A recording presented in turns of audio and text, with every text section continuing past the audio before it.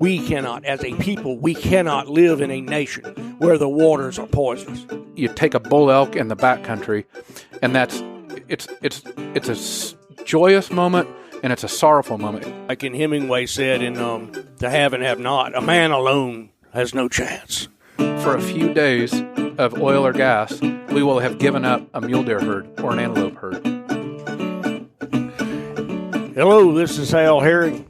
I'm with Backcountry Hunters and Anglers podcast and blast. I'm here today in Plains, Montana. It's kind of a dreary winter day up here on the big Clark Fork and Flathead River. And I'm with Ryan Busse, who's a board member of Backcountry Hunters and Anglers. I'm going to let Ryan, on the theory that Ryan knows more about himself than I do, although we've known each other, we were just trying to figure out, 10 years. Yeah. Caught through Jim Range and the folks on probably at SHOT Show 100 years ago. Yep, seems like it. But Ryan, tell me what you're doing and who you are. Sure. As you said, I serve on the board. I'm chair of the board of directors for BHA.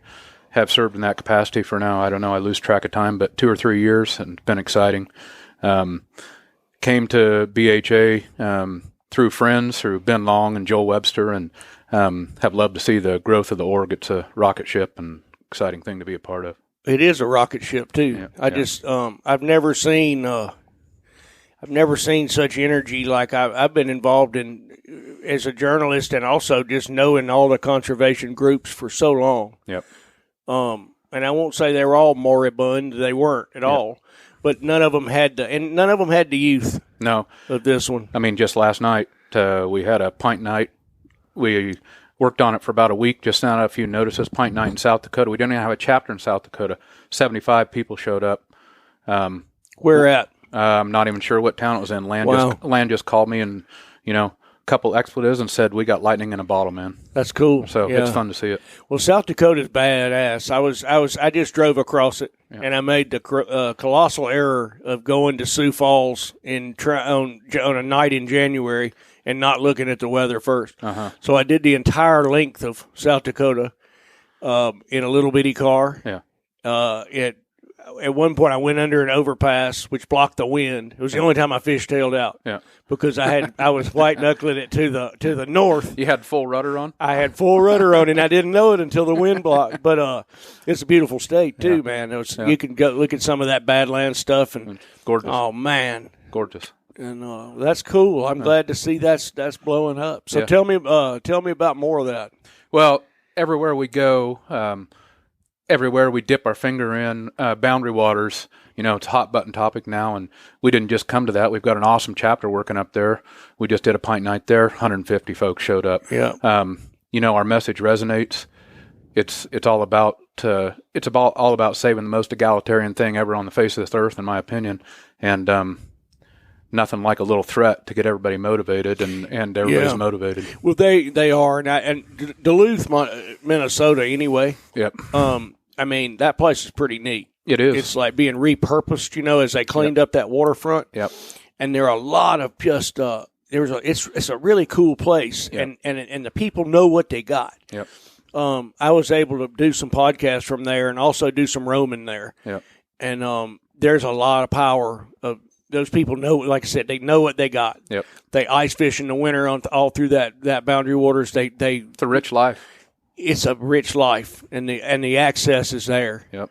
Well, what we're finding is folks are just so hungry for an organization that will be for them and be for the resource, be for the animals, as Teddy Roosevelt said, speak for these things because they can't speak for themselves. Yeah. And this day and age, I fear that too many organizations are worried about which black limousine they're going to get in and which cocktail party they're going to go to. And frankly, we don't care much about black limousines and cocktail parties. That's for sure. We say it like it is. Yeah, everyth's oriented towards the true experience. I mean, that's when I was in Denver with BHA. It was such a great mix of people, but the one thing that was held in common was that stories were coming. They're actually back there. Everybody was hunting and fishing their butts off. Oh, I've had people, we've had people challenge us, saying we're elitists, saying we're green decoys, saying we're fakers, saying we're fronts for this or that. I said, come to the rendezvous. You throw a nickel up in the air. If it doesn't land on a badass with a story that'll humble you, I'll be shocked. Right. Yeah. I guess it would be the. I don't know about the authenticity of it all. It's just I don't meet anybody at those things that doesn't have that story. Yep. I continually bump into people who just seem unassuming. You talk to them for 5 minutes, and I'm absolutely humbled. They just did some first descent on a river in Alaska, or they self-guided a caribou hunt, or they drew a moose hunt in a place I'd never been to, and they did it, or they fished places I've always wanted to fish. Every one of them. I tell you an interesting thing, and I didn't talk to these guys. We were hunting some home country for me. It's back edge of the Scapegoat. Yep. And these, I would say they're kids. They were probably mid-20s. They were from Minnesota. Yep. And they had good gear. Yep. But they were bivvied out. Yep. And this was a harsh piece of weather we were in. Yep. Early season, rain and sleet. And I finally ran into them. I saw them skulking through these alpine zones. Yep. And they admitted to me that the country had been kicking their butts, as they had not seen on the topo map how rowdy it was. Yeah. And me and my kids were there, and we had been watching them from this pass. Yeah. And they then admitted also that they didn't really know that much about elk hunting. Yeah. And they were on fire. Yeah. They were bivvied out through that whole weather. We had a wall tent. Yeah. Having local friends with mules. Yeah. But I enjoyed, and I imagine that they're in the BHA world. Yeah. They were both extreme athletes. It's funny you mentioned that. I had recorded another podcast at some time, I think Ranella, and at the same time I had a friend in the fishing business, and he had sicked these two kids on Montana, and on the way out to Montana, he had kind of told them where I lived and what I like to do. So they didn't call me or anything, but they listened to this podcast and realized BHA on the way out. Halfway out, they call me. Somehow they get a hold of my cell phone number, and they call and they say, "We just listened. That's awesome. BHA sounds great. Hey, by the way, we're going into the Bob. Where do you think we ought to go?" And so I'm telling you, they're probably going to be listening to this because these guys became chapter leaders in the Southeast. They'd never heard of it. Okay. Yeah. I send them on this circuitous route through the Bob, partially where I had been and partially where I'd like to go and get some reports from. Yep. And I'm thinking to myself, there's no way anybody is psycho enough to do the trip that I just lined these guys out. Yeah. A week later, I got a call from them, and they're like, "Holy crap. That's the best trip we've ever been on. Thank you for." And I'm like, "Gee, man, Christmas, these guys are badass." Yeah. And by the way, I did get some new information on creeks where I was sending them on a scouting trip. So it sort of worked. Yeah. I got out of it. So really badass guys. Right. Well, I guess it's a thing now. Yeah. And when I look back 25, 28 years ago when I came into the Bitterroots, I mean, I never thought of myself as a Rocky Mountain athlete, but all we did was wander the high country. Yep. And we wandered the high country until elk season started, and then we wandered it with a rifle. Yep. And I've told that story a lot, but I was really successful like the first year. And I thought, holy smokes, I got this, that's dialed in. Yep. And then 5 years later, I was still bullless. And that was before cow seasons and stuff like that, before I traveled, too, for hunting. My I come to Montana, my first hunt, and I climb up in the hills up above Superior up there. I don't know why. And I go up there. It's steep. So I get up on a ridge. My very first time, I'm thinking, I'm in Montana. This is going to be awesome.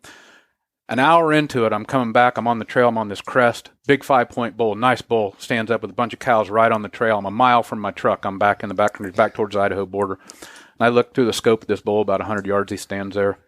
And I say, no, I'm not doing this. I'm in Montana. There's probably going to be like 380 bulls every 5. Yeah. How?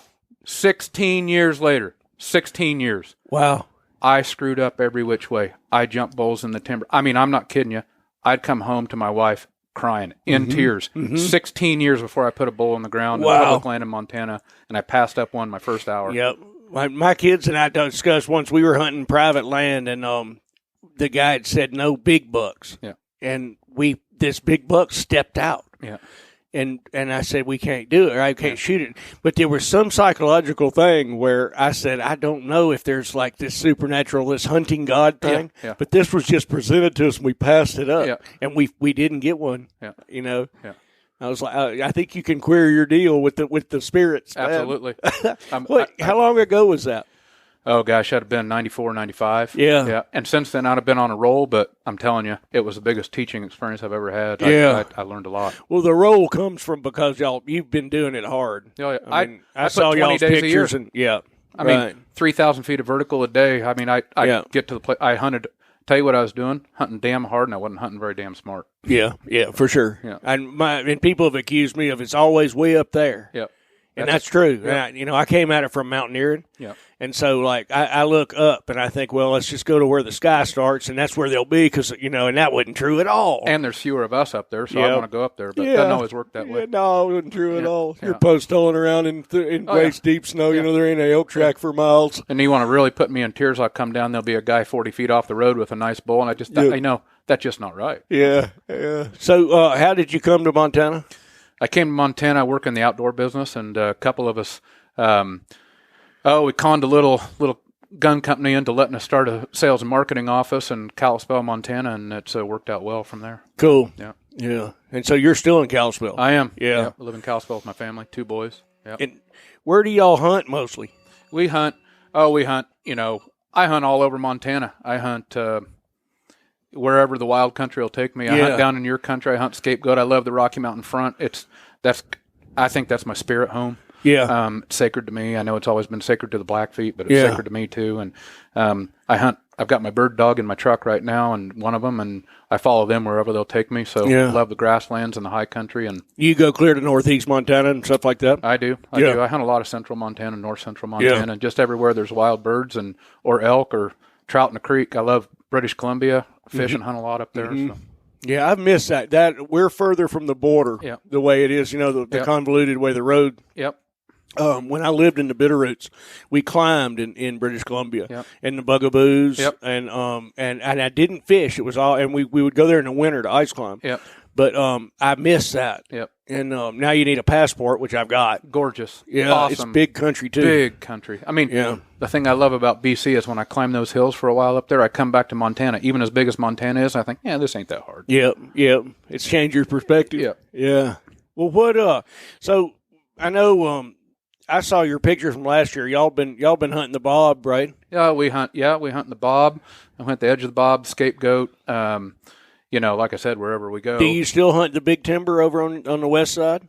No, not for elk. To be honest with you, it's just too much jungle for me. It's hard, man. I'm a spot and stock guy in my heart, and I don't like tree standing it, and I don't like hunting in that timber.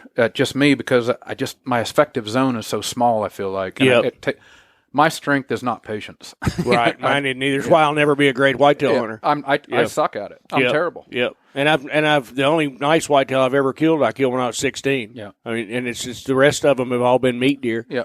Spot and stock antelope or elk or mule deer. Yeah. I'm on it, but sitting around waiting for a whitetail to come to me, I'm just not very good at it. Yeah, me either. And a lot of my best hunting is too cold. Yeah. I mean, if you got the gear, you could do it. I've seen that Sitka whitetail gear. Yeah. You could do it. Yeah. But I prefer to just turn it on and walk. Yeah. If my heart's not beating a little fast, then I don't think I'm really hunting. Right. Yeah. So you got 2 sons. I do. And they hunt with you? Oh yeah, they're chasing birds. Lander, he just turned 13. He's turning 13 tomorrow. In fact, he's taken 2 deer, 2 turkeys, an antelope. He's a hunting fool. My boy Badge just turned 10. He's already swinging a shotgun around. So wow. Yeah. So they're young. Yeah. Yeah, that's cool, man. And where is that? Where they naturally move into it? Did you? Actually, pretty naturally. Yeah. It's so intertwined with our lifestyle. Yep. It's what we do. It's how we put food on the table. It just is who we are. It's not something that's outside of our lifestyle that we go do. Like you'd go play golf. This is just as natural to us as waking up in the morning, Right. So yeah, they do it. Yeah. And they like it. That's how it's been with us too. Yeah. And that's how my daughter got into it. She just, I mean, that's what we were doing. Yeah. And then now she's pretty handy. Yeah. And I there's nothing more powerful than that in my personal life. Yeah. I know there's all different things that people have, and I'm glad people have different, things that they love. Mm-hmm. But that's been like one of the most powerful experiences in my life. My boy Lander, he's also, I know we're going to get into this, but he's on fire for conservation and politics and everything else. He's 12 this year. He shot an antelope in Wyoming, and as soon as he pulled the trigger and heard the whack, he stand up and screamed, hands to the sky, says, "Keep public lands in public hands." And I just look, he just does it. He's just on fire. And what drew y'all to Wyoming? Funny, at the rendezvous last year, Jared Oakleaf, who's on the Wyoming board. Yep, I remember. He's Jared's another BHA badass, but they wanted to donate something, so they donated a sage grouse trip. Landon and I went down and hunted sage grouse with Jared, and I thought, well, heck, while we're going that way, let's just apply for antelope. We drew 2 antelope tags, and so we made it into a sage grouse and antelope hunt. It was awesome. Great. Yeah, it was fantastic. Kind of a coming of age deal for my boy. Yeah. Did you camp out and stuff? We camped out. We stayed in a little cabin. He shot his first chucker. We shot a lot of sage grouse. Saw a lot of sage grouse. Great to see that big sage grouse, sagebrush sea. And he got his first antelope. So it was a trip of first. It was pretty cool. Yeah, that's incredible. I was just looking at some pictures, and I've never been there to the Kilpecker Dune Field. Yeah. Have you seen that ever in the Red Desert? I've been around it, close to it, and we were hunting. We were 20, 30 miles from there. Yeah. We were close. I did a story down there, and I drove through the Red Desert. Yeah. And then after the years after that, I looked at Andy Pruick's book. Yep. I was like, I missed I saw a lot of cool stuff. Yeah. But you could spend a pretty good month in there. I think you could spend a whole September in that country. Yeah. Yeah. And it's that Kilpecker Dune Field itself, or the Adobe Town. Yeah. I mean, that stuff is just bizarre. Yeah. Yeah, I'd like to get in there and see it. Yeah, it's not ready for prime time. Like you got to watch the weather for the gumbo roads. Well, someday we'll draw an elk tag and we'll go in there. You bet. Yeah. Well, so we're speaking of the conservation and stuff. And so, did your boy? Is he aware of, like, I know you do this all the time as public lands advocacy and all that stuff, but how does, like, and my son has it too. But how does that evolve? How does a young person like that get it? Is he getting it from you and just like, or is he read about it? I think he must get it from us, and both of my boys have it. Obviously, a 12-year-old's going to have a little more than a 10-year-old, but he hears us talking politics and talking conservation, and he sees. I think when you're really passionate about something as a parent, it's different than if you just kind of are in it tangentially. Yeah, and that.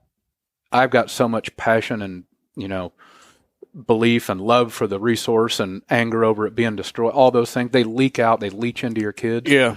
And he's just got it. Yeah. And I think that anybody who grows up paying that much attention, like some of our big intensities were just waiting for ducks. Yeah.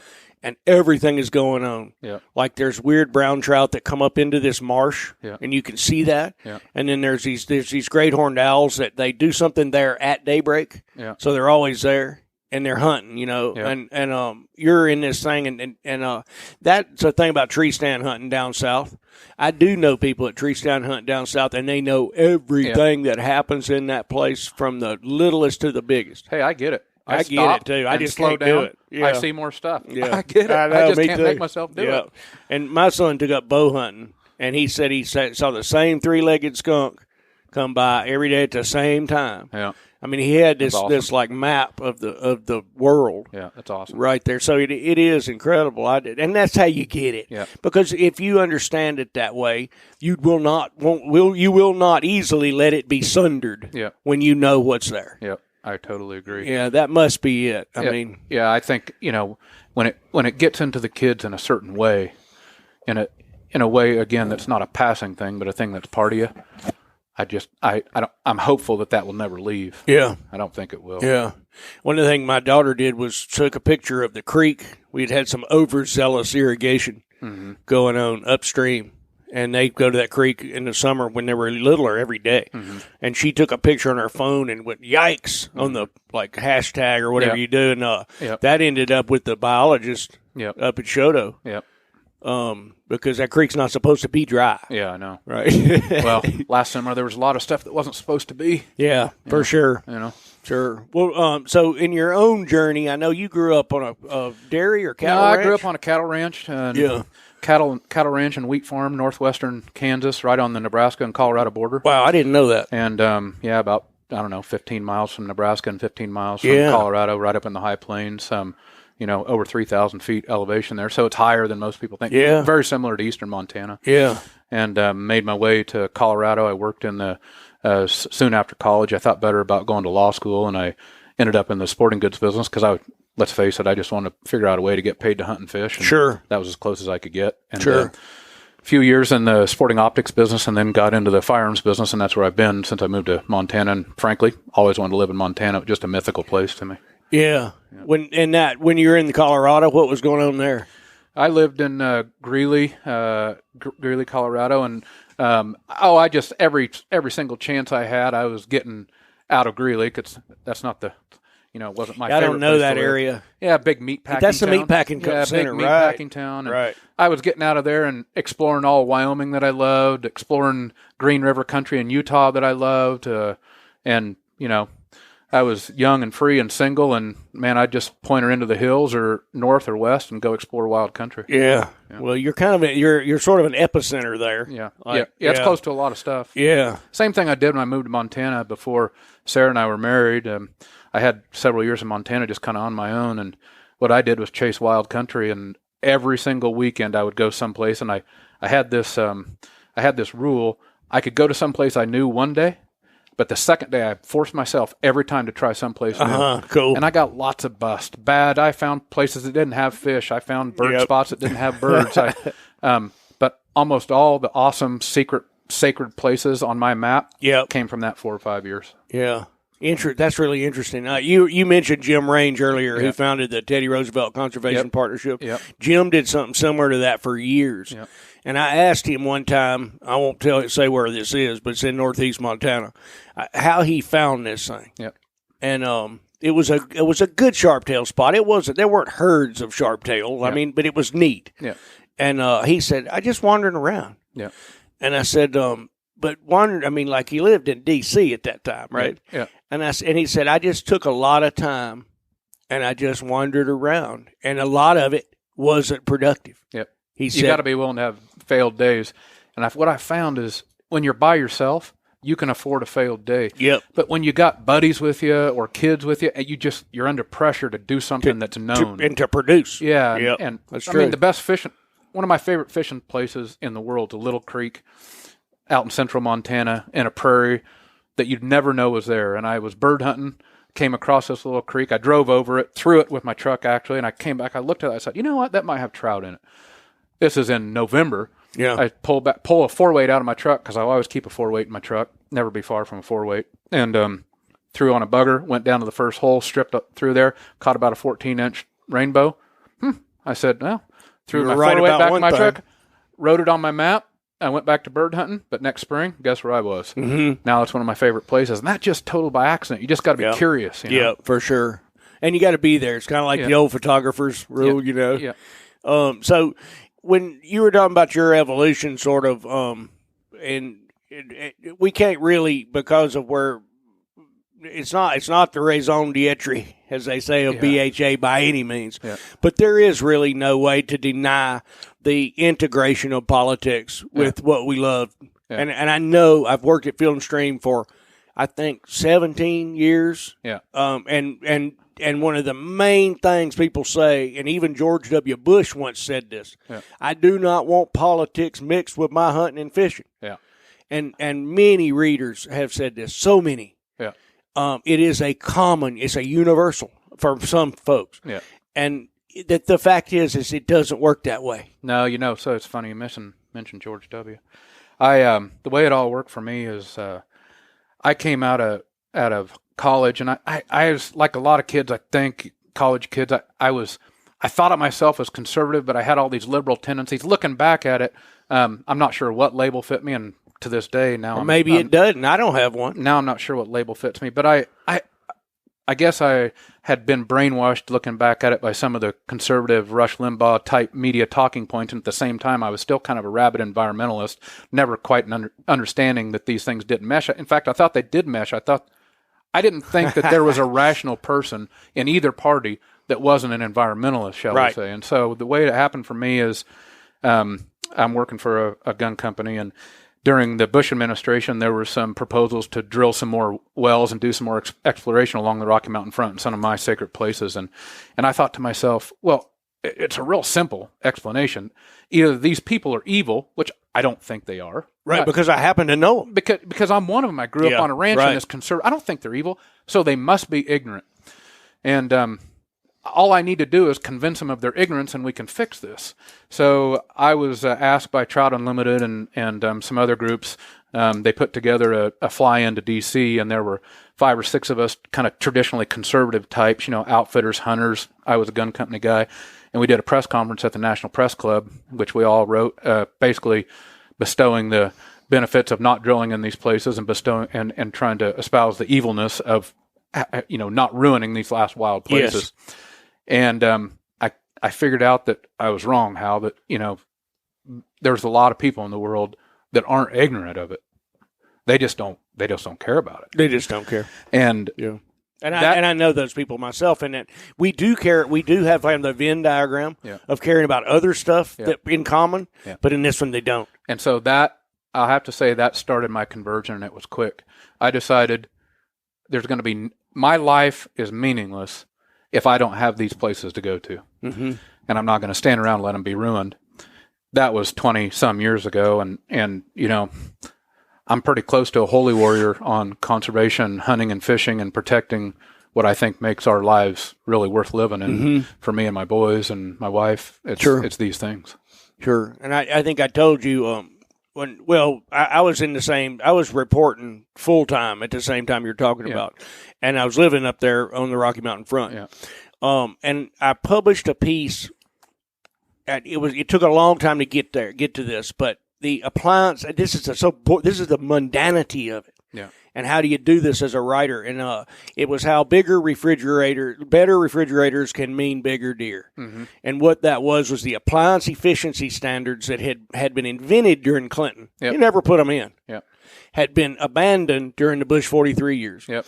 And those the operation, and we've made progress in this, but the operation of these appliances at that level of efficiency, which Daniel Yergin, the petro historian, has called the third leg of the greatest energy boom yet to come, is efficiency. Yep.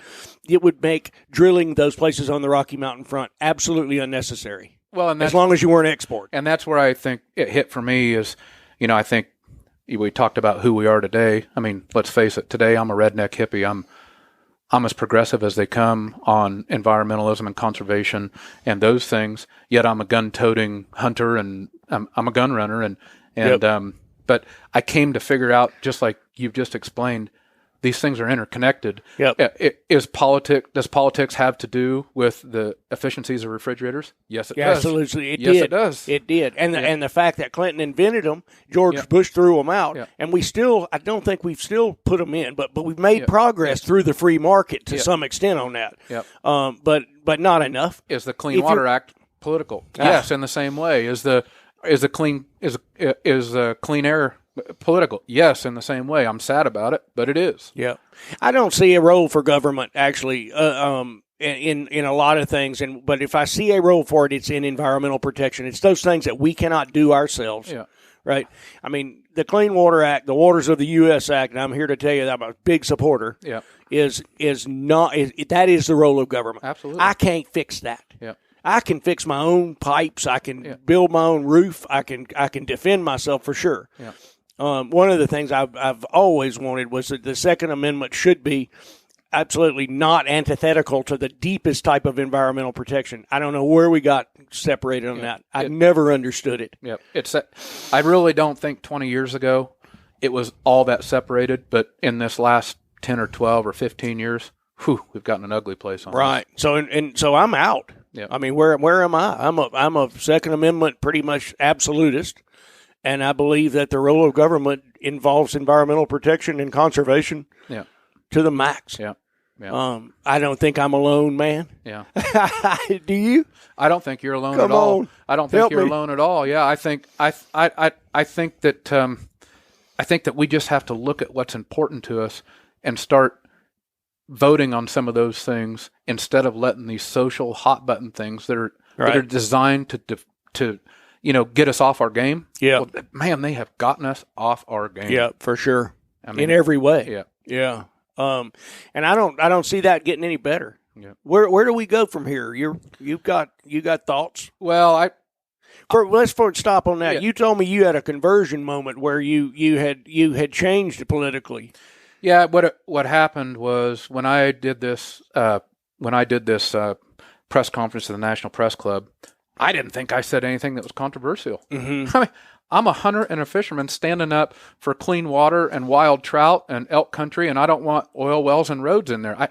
I saw nothing controversial about that. Certainly nothing, overtly liberal about it. Right. Yet I was attacked by some of the highest powers in the conservation or in the conservative political world. And I Gotcha. mean, very, very, very high, as high as you can get. Yeah. The most powerful lobbying organization in the country came after me, tried to get my job, and I came to realize right there, okay, this is a war. Yeah.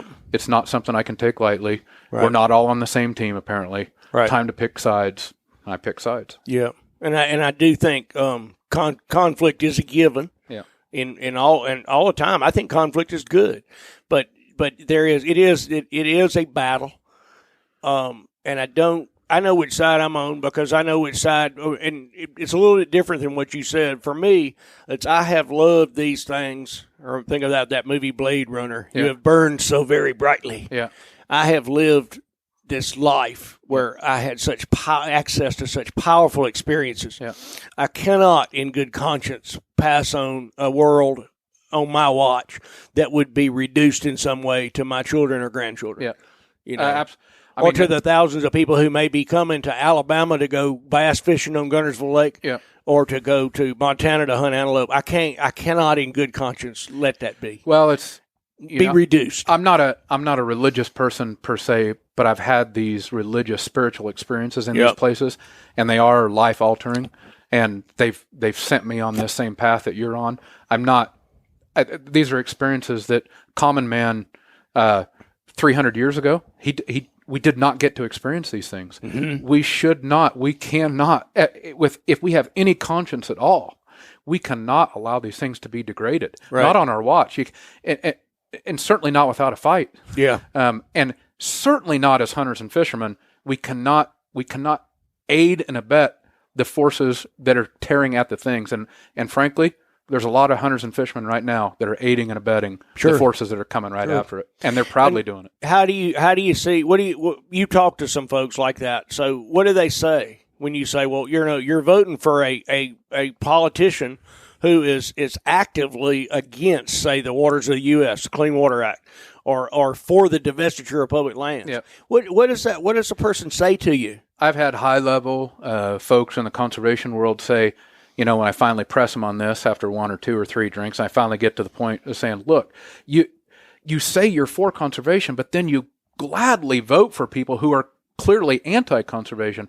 And essentially what they'll say is, yeah, okay, Ryan, but some of those other things are just more important to me. Like, it's more important that we have an Iran that's controlled, and it's more important that we do this and that and the other. And I said, well, then you need to call yourself an anti-Iran advocate, not a conservationist. Right.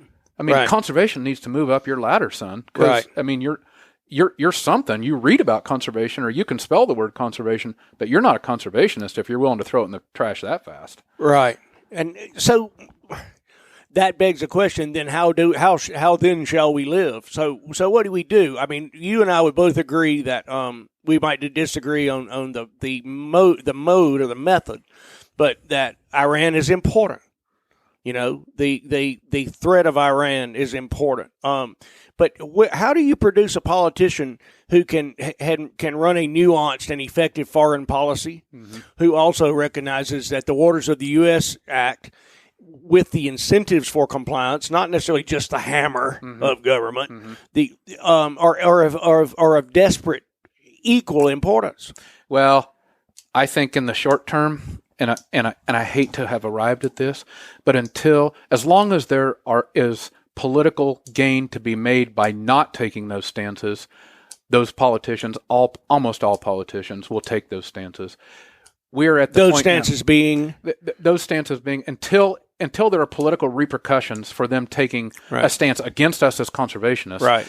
The forces that are against us, the Koch brother forces, the massive monetary extractive forces that are fighting the battle against us, they will make it to the politicians' advantage to take advantage of us. Yeah. So if we don't make it hurt at the ballot box on our issues, it's going to take that. 15 years ago, maybe not. Maybe we could still negotiate. Right. We could still have bipartisan this and nuance that. Now I think it's simple as this. Some people need to lose their seats. Yeah. Then we will start getting people's attention. Then we can get back to nuanced bipartisan politics. For a little while, it probably needs to be partisan. Is the voter demographic large enough to effect that change? My dream is that conservationists, again, become a political force for conservation, not as a bargaining chip.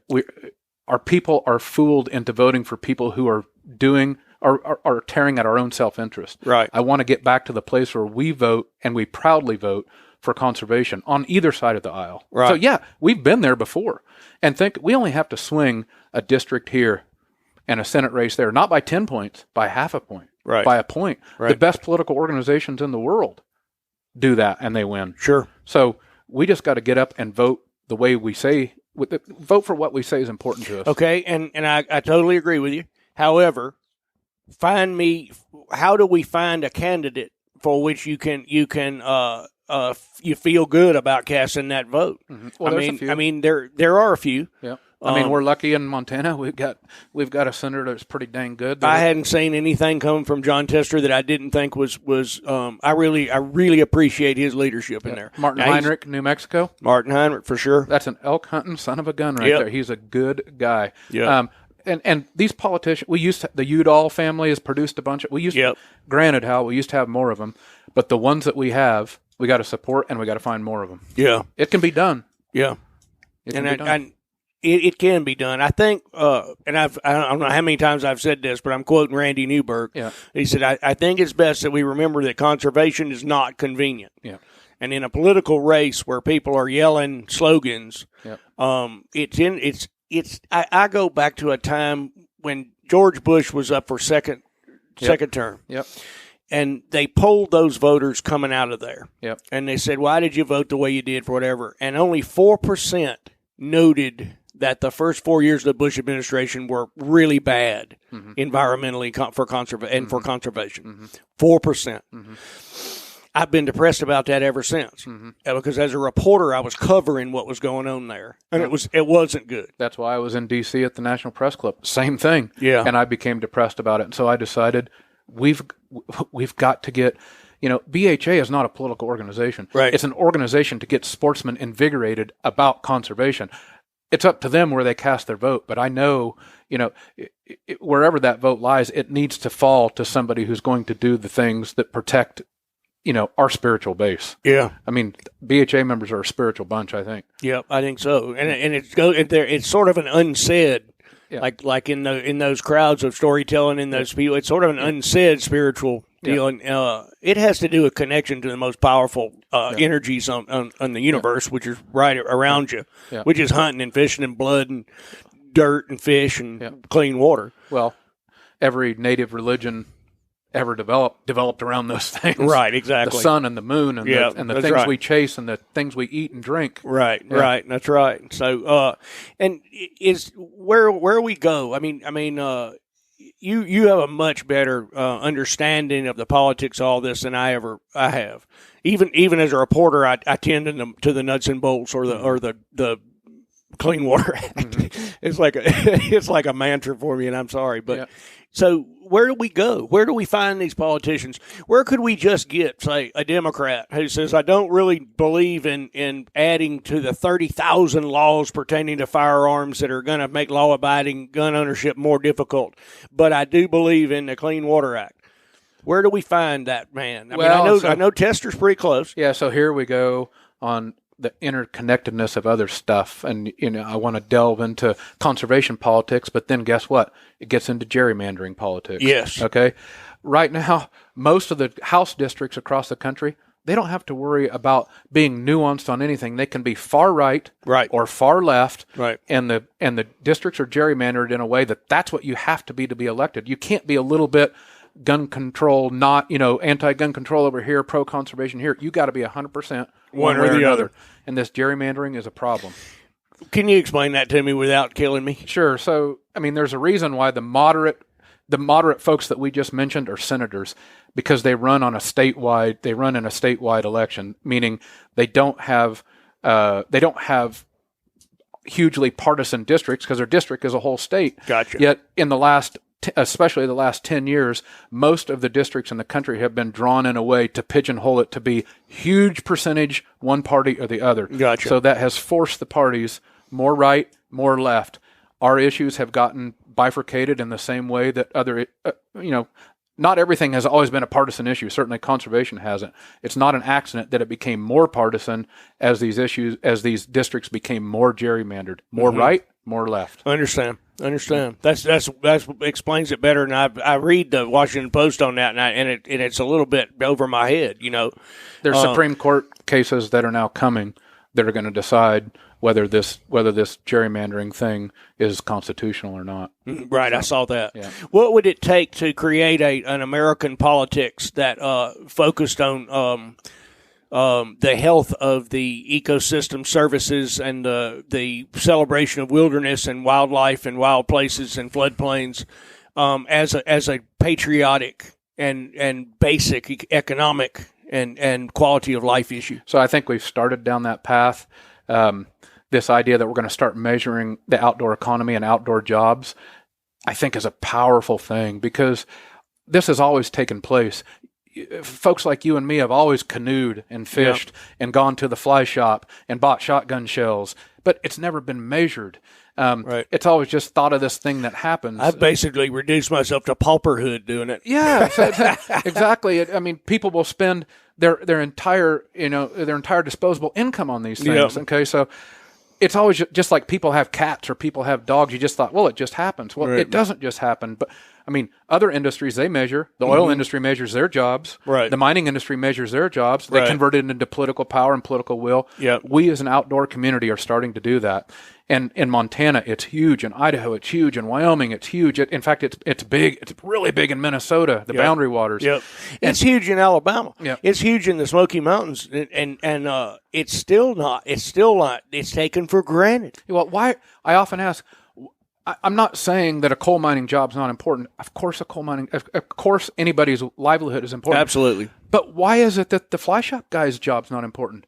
Why is it that the little cafe that serves food down on the Missouri River, all the fly fishers, why is that not important? Right. I mean, those things, and if we measure those and convert those into political will and political force, Right. that's a bipartisan thing that nobody's going to argue with. And so we've started to do that as an industry. As of course, BHA is involved in that. And Yep. I think it's an overdue step, but it's a step that we're taking. Right, and I think it's a positive too. I dream of a different paradigm. I really do, and it's not a super radical paradigm. I dream of a time really when people simply recognize what they really love. Yeah. Like having, what was it? Originally the Clean Water Act said that like 70% of the water should be fishable and swimmable by some date. Yep. And mostly we did it. Yep. So a friend of mine, very young guy, early 30s now, I've kind of watched him grow up. He's become a very hardcore, he's a really good whitetail hunter in Alabama, but he's really into whitewater boating. Yep. And in the South, there's a lot of great whitewater boating. We think we live in the epicenter of it in the West, but not really. So, I mean, we do, but there is just bizarre like drops and There's other places. There's Alabama, North Carolina, Tennessee. These guys are exploring these small creeks. Yep. And after a recent drought we had, the creeks all came back when it started raining. They had E. coli almost epidemic amongst the whitewater community there in Alabama. They had ear infections. They had these some type of eye problems, and this was all tied to the pulse of Runoff. waters coming back in. Yeah. And I said, and just like I said, I go way back with this guy, and he's very conservative. And I said, how can you stand that? Why that we would ever, and he agreed with me at the end. We were standing in front of a fire having a beer over Christmas. And I said, Brian, you cannot abide that. We cannot, as a people, we cannot live in a nation where the waters are poisonous, where the most beautiful waters too in Alabama, these incredible whitewater torrents. I said we can't live that way. And he said, I totally agree. and it's impermeable surfaces, and it's septic tanks, and it's agricultural runoff to the max, CAFO stuff. And all of these things are eminently fixable. But people have to say no. Well, I think you hit it, Hal, that you mentioned, I mean, we had the Cuyahoga River started on, famously, infamously, started on fire. They didn't just fix themselves. Right. People voted for politicians who created policies who fixed them. Right. We did it. We created the Clean Water Act. We created wilderness. Teddy Roosevelt signed national forests into they were done. They didn't just happen. And I think we're too divorced in this day and age from a time when we had to take proactive action to do things for our own self-interest. They've been done. Too many of them seem to have been done for us. Right. It's time that we do some. So I'll introduce something that was totally unplanned in this talk with you. And it's controversial, but it's true. Too many of our states, and some of our western states have been way better than this at this. Too many of our states have used the federal regulations as the floor, and then every time there was an inconvenient violation of the Clean Air Act or the Clean Water Act, they said those darn feds are killing the jobs, while enjoying the benefits of having that regulation.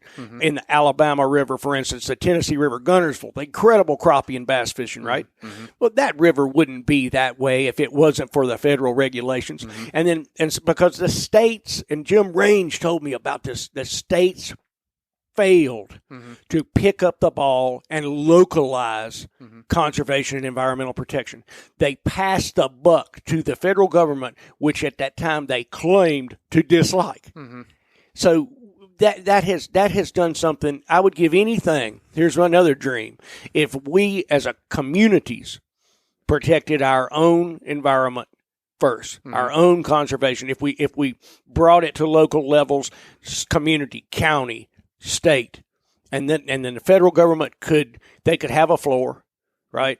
But we wouldn't have somebody to boogeyman out. It's odd. We do it bad. We stuff, do it man. On individual local levels, but then we fail. You're right. As soon as it gets to a certain level, I mean, you take your house or your favorite creek, or you'll be passionate about protecting about that thing, but then when it comes to a state regulation proposed, then the job killing this or that, we tend to let those politics get in the way. And I think you're right. The easy way out is just to let the big bad federal government take the hit for it, right? And then the resource takes the hit. Yeah, and you know what the real sad part about that is? The big bad federal government is incredibly unreliable because it changes every 4 years. Yeah, and as we watched under Bush 43, things are just ditched. Yeah. And the states were sitting there depending upon something that was gone. Yep. Well, I'm in sales, and we often say, really the best sale is getting your client to do something he should have been doing anyway. Yeah. Okay. This is something we should have been doing anyway. It's not, right. It shouldn't be hard. It's in our own self-interest. Right. And back to the politics thing. That's what's so irking to me is, why do we as a community keep voting for people who are doing things against our own self-interest? I don't understand it. I mean, I just don't. I can't do it to myself. I can't do it to my kids. I wrote it recently that said, I do not understand why people relentlessly vote to divest themselves of the things that they claim to hold most dear. Yeah. I don't understand that. And I don't think we're going to work it out here at this table in Plains, Montana. No. But we should be thinking about it and trying to figure it out because,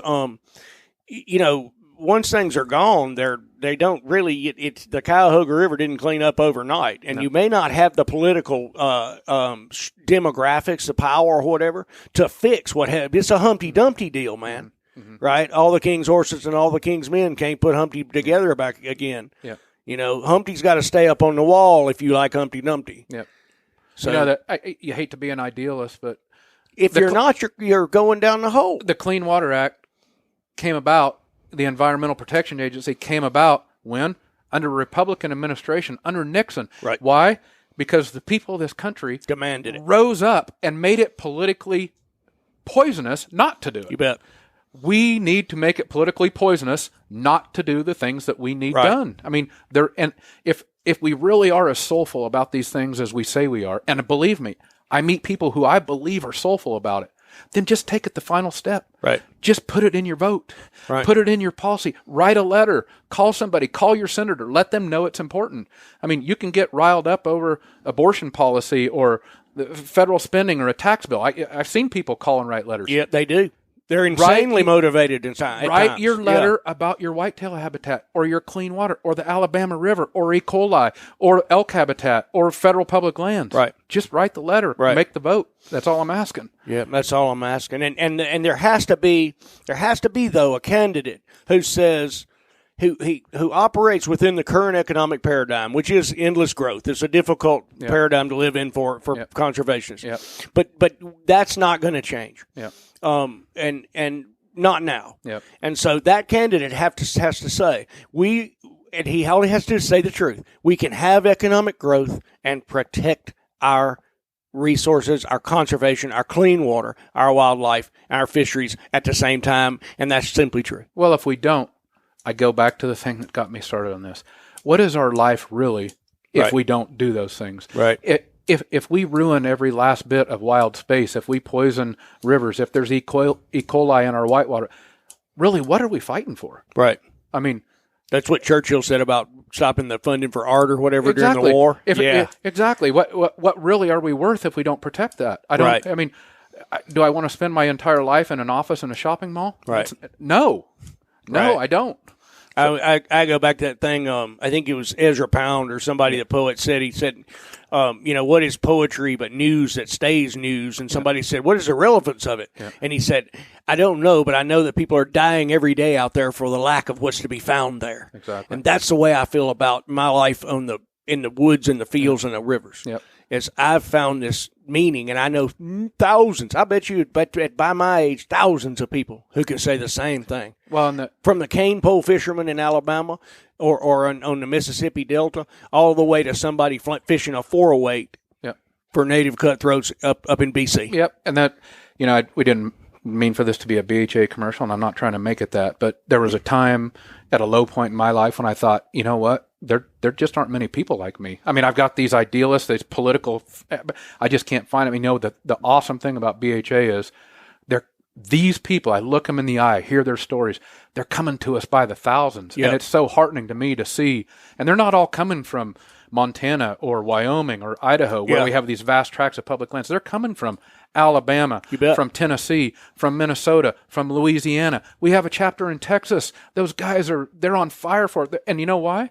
There isn't much public land left in Texas. Right. They know what can happen if we don't save this. They certainly know how to drive to Colorado and New Mexico. They absolutely do. The Orange Army going north. Yeah, for sure. and the Louisianans know, because Biloxi Marsh is pure backcountry wilderness. Yeah. And it's constantly imperiled by privatization. Yeah. I mean, I don't know how you fish down there and stuff. Yeah. It's like that whole thing could end. Yep. Well, frankly, it's ending unless we stop it. That's right. It's ending right now. That's right. And why is that? Because that's an incredibly valuable commodity. Yep. To have a duck marsh and a redfish spot and a trout hole. Yep. And somebody is going to want to privatize that commodity. Yep. It's worth a lot of money. Yep. So like I would say in this conversation we're having, and we're doing this with this is a BHA podcast, so we don't have to worry about being an advertiser for anything. What we have to do though is one of the cornerstones of this is public lands. Yep. And you've spoken really eloquent about this a lot, and do you see that as the defining element right now? I think is the movement to privatize public lands, or the public lands in danger, or management, or what do you see? I think that so we're, BHA's mission is we're the sportsman's voice for public lands, public water, and public wildlife. And I think wildlife is important. Every state has public wildlife. Right. Okay? Right. Not every state has as much public lands as every other state, but every state has publicly owned wildlife. So our reach is everywhere. And there's already been a massive push to privatize wildlife, whether they're on game farms or outfitted hunts only, or lack of access to the average kid like me or like you back 30, 40 years ago, whatever it was. So do I think this is the defining thing? And do I think the tip of the spear is now on public lands and the privatization of public lands? Absolutely. Let's face it. It's a war between ever-ending commercialization and nonstop commercialization and the thought that we can be bigger than that and set some of this stuff aside. It's that simple. Yeah. We've got plenty of commercialization, and we'll have more, but it's got to be thoughtful. It can't be wholesale. And this push to sell or transfer public lands, make no mistake, it's about that battle. It's not about some constitutional chicanery. It's not. It's about that battle between somebody, as Roosevelt was told, the Interior Secretary, before Roosevelt took office, said, I think just not too many miles from here, I think we should give these lands to those who know how to make a dollar from them. Yep. Okay? Well, there's more important things than making a dollar every single place. And I've seen it. I've lived it. I've stood on a windy ridge on the Rocky Mountain front and saw things that I never thought as a young boy I dreamed of. Yep. So and I'll go as a resource person. I'll go one better on you. They might know how to make a dollar on them between now and 5 years from now, but that Flathead River would be filled with sediment and wouldn't be producing a single thing other than floods and torture. Yeah. Had you maximized this particular watershed with those who, I'm doing air quotes, know how to make a dollar. Yeah. Well, we know what we know how to do, Hal. We've seen a million times. We can privatize the profit, and this country is, and frankly, industry is awesome at socializing the risk. Yep. So the profit will be made. The guy who knew how to make a dollar will make the dollar. Right. And you and I as taxpayers will be set here with another Superfund site that we are cleaning up. Yep. That's not even conservative. I Right. mean, No, it's not. That's horrible free market economics. The whole idea of free market economics is that the consumer is informed and you know the total cost of the product. Right. We are hiding the total cost of so many products and so many of the things that we hold soulful, fish and wildlife, public lands. That's the first thing to take it in the shorts. But the federal treasury takes it in the shorts too. The taxpayer takes it in the shorts too. It's not just we could be labeled as selfish. All we care about are birds and fish and elk. That's not true. No, that's ridiculous. And that's something that Jim Range again, and I had this long conversation at his place in Craig, Montana one time, and I said, he said, this is what we're carrying it to. And I had written this.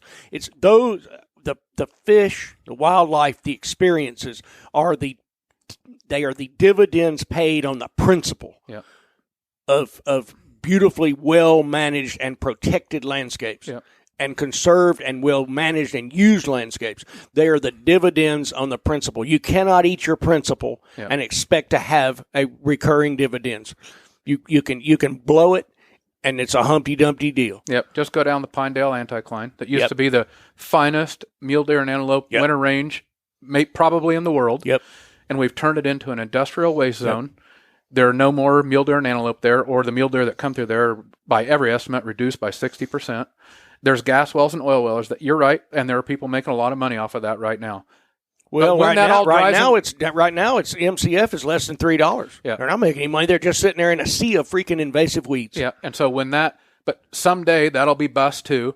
And what will we have done? For a few days of oil or gas, we will have given up a mule deer herd or an antelope herd. Yep. And any chance of grazing that for livestock, because somebody's going to have to pay for the weed treatment. Yeah. And for what? For what? Yep. I mean, back to your freezer and refrigerator. A few policies on conservation, energy conservation, and we don't have to destroy the Pinedale anticline. Right. For just a few changes in policy. I'll go more maybe a more conservative deal than that. Although we've definitely defined conservative, and there's no way to define it now, but it's been perverted. Yeah. But I'll go one more traditionalist. We could have drilled the Pinedale anticline. Yeah. Directionally drilled the whole thing. Yep. And with a tenth as many wells. With a tenth as many wells, and a bit more cost each one, which would have gone into the pipeline anyway, and us consumers would have paid it. Yeah. And we would have had, we could have had, the Pinedale anticline is difficult, but we could have had both things. We could have had. We made a decision we to probably wreck that could have place, had man. a 10 or 15% decline in mule deer population instead of 60. That's right. Why? And I hear this from industry all the time. Well, we can do it right now. Fine. Sign a law that makes you do it right. Right.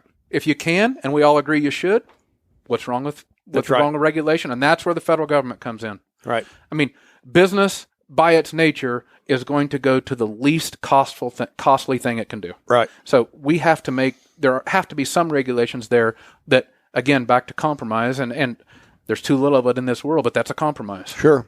And but we have made a decision to mess stuff up. Yep. I mean that, and it goes back to we were talking about, like, these things they're hard to fix. Yep. But they're easy to prevent.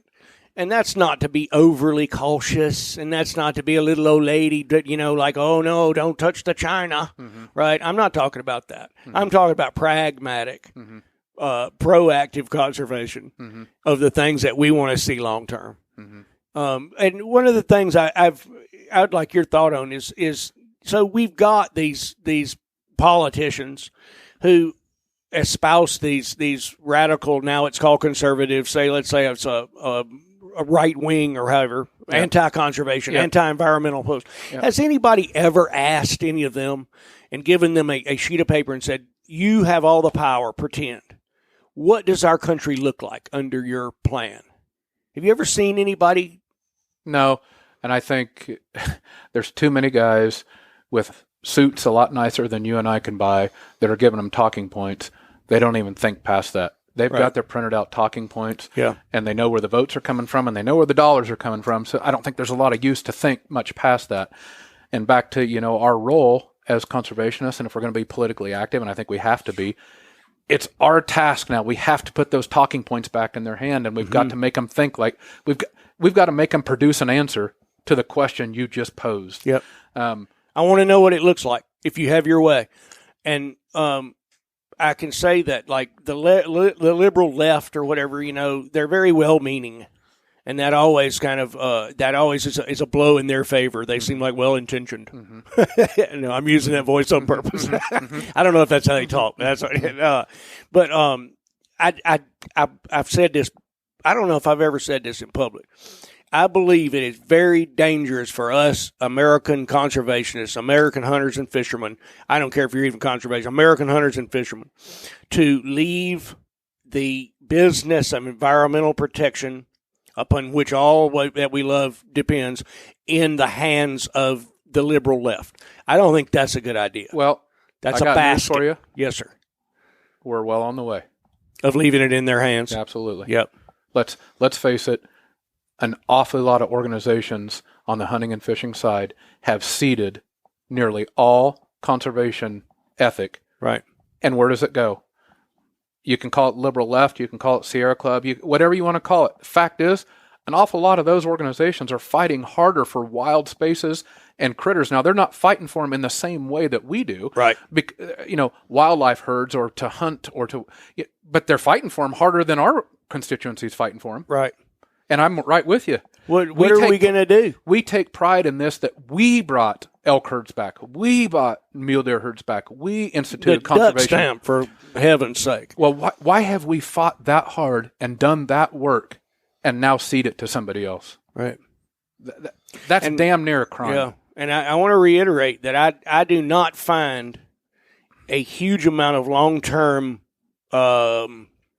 I don't find any confidence long-term that the liberal left, whatever that is, I think we kind of know what that is going to be the protector of the environment, because it's so kind of, it can be anti-hunting, and it doesn't have those same connections to earth and water, that hunters and fishermen have.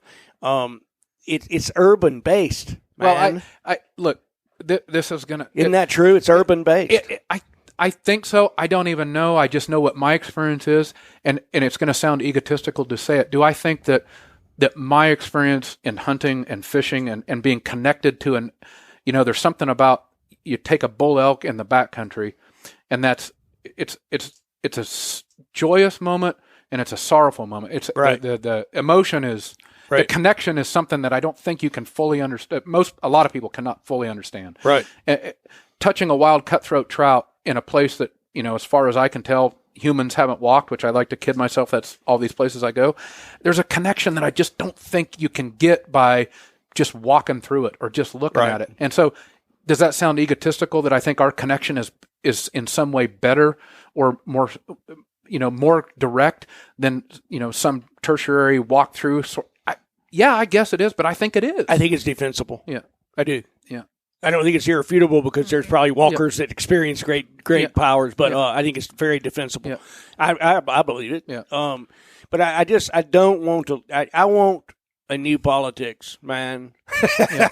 It's like, I don't know. It's like a hippie thing. Like, man, they would build the cars out of hemp, man. But I'm not been that way at all. I want a new politics. Well, and we can do that. That's, our generation, past generations did big things.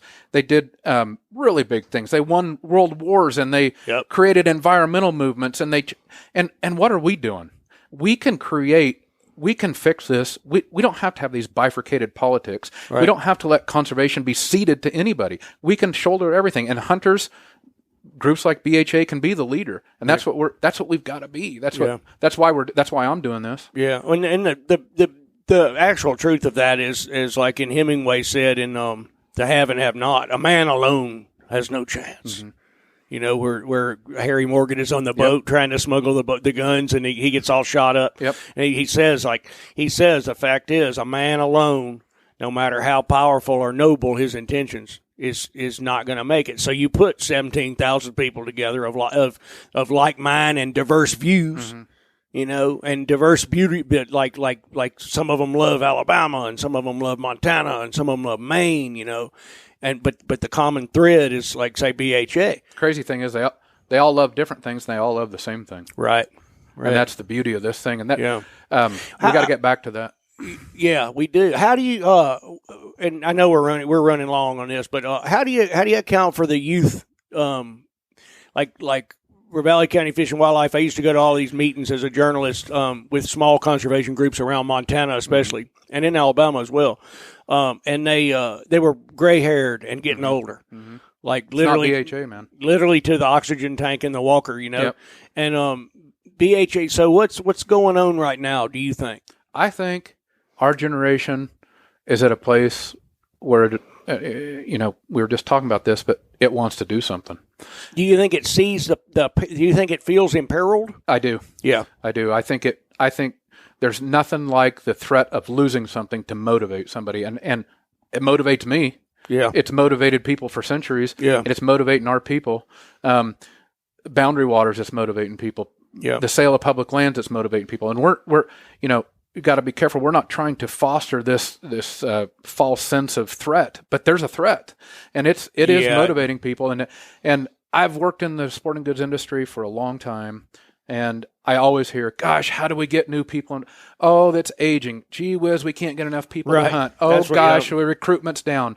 And at the same time, they may say, well, BHA, they're kind of on the edge, but gosh, you guys are so relevant and you're so young. Right. And then they're back to, gosh, how can we get people to hunt? I'm like, time out, guys. You got your answer. It's staring you right in the face. Right. Be relevant. Fight for the things that you say you're going to fight for. They will come. And that's what's happening. Yeah. We are doing it at BHA, and they are coming. Yeah. Believe me, they are coming. Yeah. And a lot of it does seem to be around the quantifiable threat to public lands. Yep. I mean, and that one is all you got to do is get on the internet and look at the American Lands Council. Yep. And they basically say free the lands, meaning get rid of our land. Yep. And we talk about this at BHA, or we talk about the podcast with people who aren't at BHA all the time. This is a quantifiable threat. Yep. And so there is an energy circulating around that. And that's it's so hard for me, who built a life in Montana for 27 years. My children were both born there. My family's raised there. My house is there. My work is there. All because of the access to huge spaces of public lands. Absolute, the freedom that I was always dreamed of was there. Mm-hmm. And then I talk with people, say Senator Fielder here, who's the American Lands Council, and she considers all of that to be like, it's the most opposite view from myself. It was as if you would say, they think it's ballast in a ship. It's a burden. And it's almost though so extreme to me that it's like you would be better off in prison. Mm-hmm. Let's face it. And I'd say, no, I wouldn't. Mm-hmm. I don't. Your country would be better off if you didn't have a place to hunt. Mm-hmm. Or as Perk down in Bozeman once said, everybody had to pay. Mm-hmm. Well, guess what? We do pay. Yeah, we have paid. Right. We paid with blood. We paid with sweat. Yep. We paid with tears. We paid with tax dollars. And with money. These things are not here by accident. Right. We didn't, as a country, we did not establish a system of government which pulled power from the feudal lords and from royalty and dispersed it amongst the people by an accident. And we did not develop a public land system that the people owned the land. When people say the federal government owns the land, that's a bunch of malarkey. The federal government doesn't own a stitch of it. Right. The people own it. And that was not done by accident. There has never been a more egalitarian experiment than that. Right. And I think it's an experiment that's worked wondrously. We should do everything we can not to undermine it. Yep. I feel I've said this and written it. It's a cornerstone of the republic. Yep. And we cannot any more than we would erase the Bill of Rights and say we got a better idea. Yeah. And we're not going to divest ourselves of the best thing that we ever found. That's right. It's absolutely the best thing. Well, not it's going to have to be done over my dead body. It is, and that is, I honestly have come to believe, and I'm not young at all, and I've seen a lot of stuff. I've been around the world, and I've been around revolutions. You don't really get to keep what you're not willing to die for. Yeah. I'm sorry that that's true. Yeah. I would love an ideal world. I don't want a world where the lion lays down with the lamb. I don't believe in that kind of thing. But I understand that people wish that the world was different. Yeah. But in what I've seen of the world in my decades on it, you don't get to keep what you're not willing to die for. You may not be called to die for it, but if you're not willing to fight and give your life to this thing, you may well be divested of it. Well, I'll tell you what. Let's hope we don't get there, but I'm going to modify your statement just a little bit. You don't get to keep what you're not willing to vote for. There you go. So let's start with that. Yep. Let's hope we don't have to get to fighting for it. Yeah. But let's start by voting for it. You bet. And in a sense, that's your life. I mean, that's your power. Politics is a window to who you are. Yeah. And if public lands, if conservation, if wild things, if hunting and fishing is who you are, then start letting it be for who you are. Say that one more time. Politics is a window into who you are. Your personal politics. People say, "Well, don't discuss politics," or "Don't."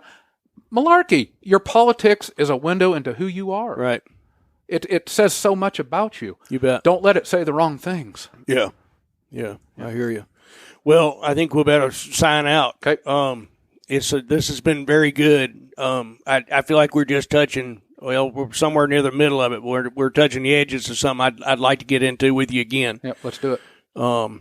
We've got things to do, and next time we'll have a glass of whiskey. Next time we'll have a glass of whiskey. We'll do it later in the day, man. Okay. Thanks.